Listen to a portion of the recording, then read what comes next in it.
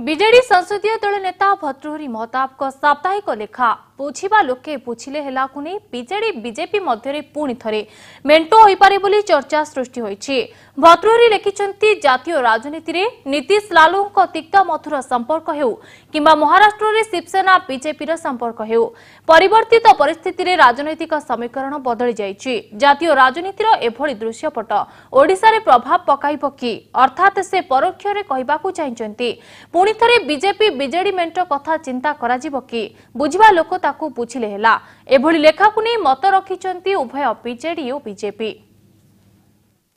विभिन्न समय से पूर्व अभिज्ञता संपादकीय अभिज्ञता सांबादिकता अभिज्ञतार मत रखुचंती से मत जातीय स्तर कौन अंतर्जातीय स्तर भी रखिबार तांकर स्वाधीनता अच्छी से रखिपारती एवं सी बुझाऊँ जे बुझे बुझे। बर्तमान भारतीय गणतंत्र रे गोटे अवस्था उपजी से कहुच्छे बेंगोली लोग पृथ्वी क्षण क्षण के आन आज जे चरम शत्रु काली से होती बेड पार्टनर सारा भारत वर्ष में तेणु भर्तृहरि मत क्या व्यक्तिगत आक्षेप करना भारतीय राजनीति जो चली तारी उपर लक्ष्य कर आम ओडिशा बाद जाई ना सी पूरा लिखिं बुझा लोक बुझ मु तो बुझा लोक आुणी बुझी कौन। भारतीय जनता पार्टी 2009 गठबंधन भांगीगला निर्णय करिछि आमे केबे भी गठबंधन करिवु नाही काहारी संगे आमे एकुटिया लढिबु।